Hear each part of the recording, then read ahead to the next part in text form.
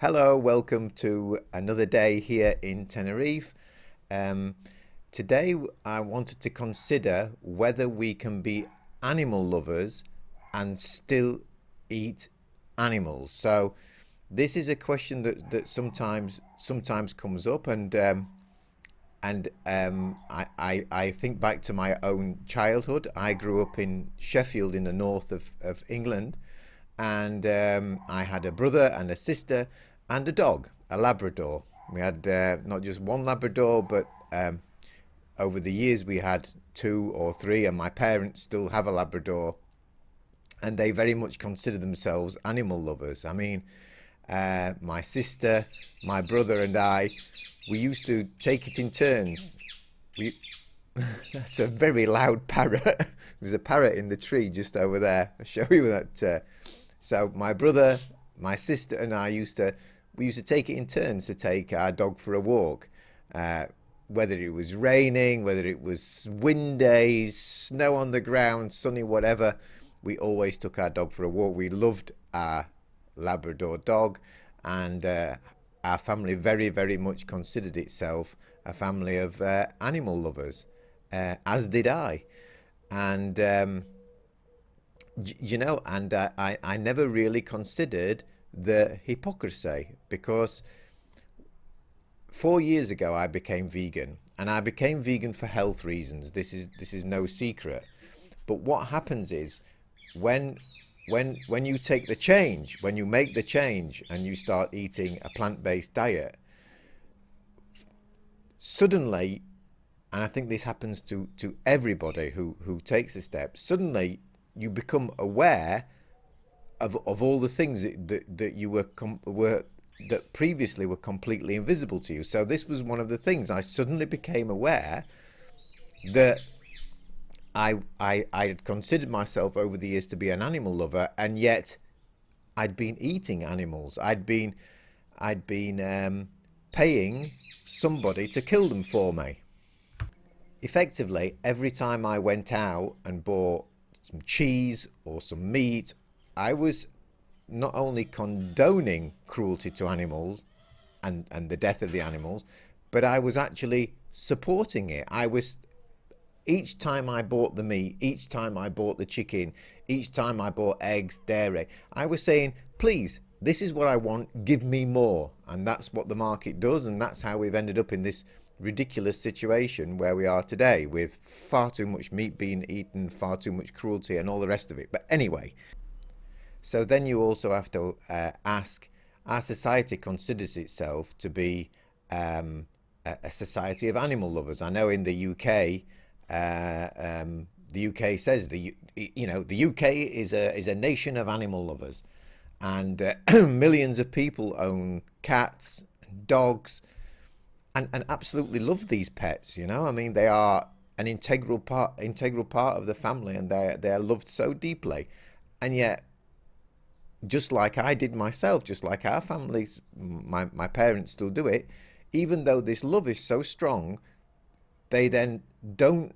notice the disconnect between then actually going to the supermarket and buying dead animals that have been, well, it's torture, really. I mean, they've been tortured, they've been caged, they've not had a life, and then they've been slaughtered for our taste pleasure. So there's an absolute disconnect between the compassion that people have for animals, which is absolutely real, and the way that we've been conditioned to completely ignore that. I mean, it's almost as like when we see the meat in the packages in the supermarket, or when we see the cheese, we don't actually think of it as being an animal. I mean, the whole system is geared up so that we completely ignore that, and it's a deliberate thing, because I mean, obviously, if if the animals were not processed in the way that they've been processed, if there was pictures on the packaging of the torture that went on, like happens on cigarette boxes, then people would be a lot less reluctant to just pick it up, throw it in the trolley. There's another piece of dead animal in my trolley, and carry on. So yeah, but this is one of the great things about going vegan. So what happens is when you take the step, as I did it for health reasons. This whole veil, this curtain is drawn back on what's really going on, and this is the real gift that going vegan really is. When you decide to take the step, suddenly you realize what you've been doing. You realize what everybody else is doing. Suddenly, you instead of seeing the packages in the supermarket, suddenly you see what they are: the body parts of dead animals. And if you own a pet, it's a nice thought to know, I love my pet, I love my dog, I love my cat, and I also now have respect for all the other animals that are being tortured and slaughtered for people's taste pleasure, when there's absolutely no need for it. People can eat a plant-based, delicious plant-based diet. But anyway, I am going off topic a little bit. I think all I want to say is that you can't be an animal lover and eat meat. It's just impossible. You can't go home, love your dog, take it for a walk, enjoy the comfort of a cat and all the rest of it, and at the same time walk around the supermarket with the body parts of dead animals in your shopping trolley.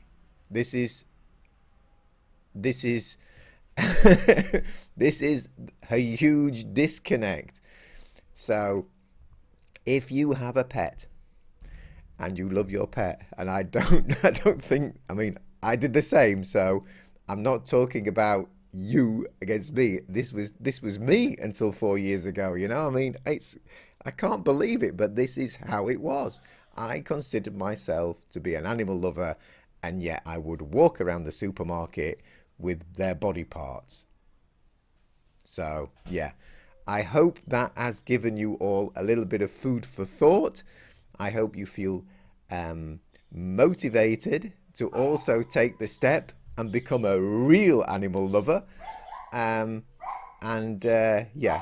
hope to see you tomorrow. Sorry about the distractions today. We've had parrots, dogs, all sorts, but I hope the recording quality is good enough. Thank you. Bye bye.